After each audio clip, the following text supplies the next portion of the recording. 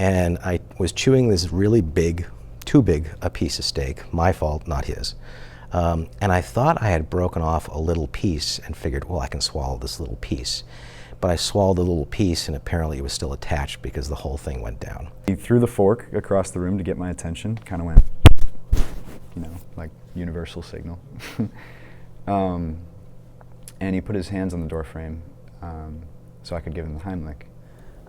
It seemed so ordinary, and then I heard what I thought was laughing. Turns out later it was Sam was yelling.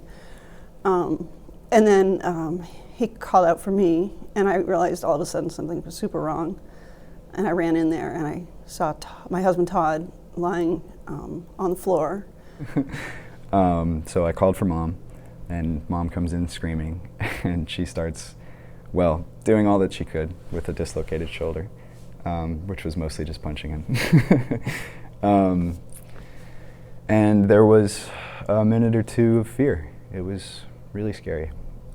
And I think that's really worth mentioning is that he never gave up. And at one point I actually thought that we had done everything that could be done, and I felt like we maybe had lost Todd, but Sam never gave up, managed to turn him, and I don't know if this is a last resort, but managed to actually physically pull the obstruction, which was a large piece of meat, out, and then continue CPR.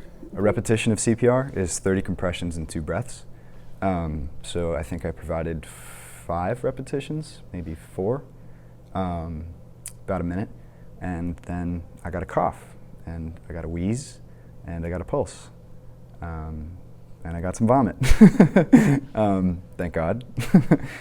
And Dad rolled over and really slowly, gently started to breathe under his own power.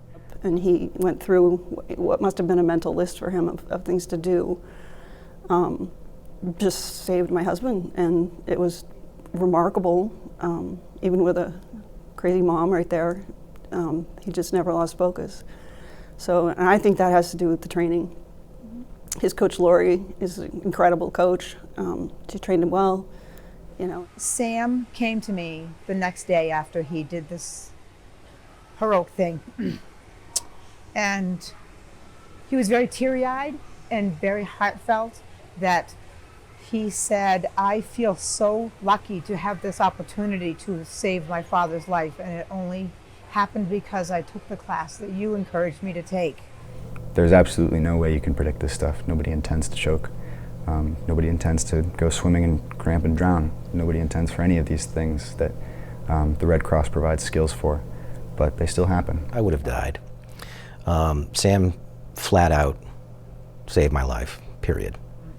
He's now going to keep his dad, and I think that the message loud and clear speaks volumes that having those skills will change your life for the better. Somebody's death, especially an accidental one, sometimes isn't. And I'm thankful that I knew what I knew.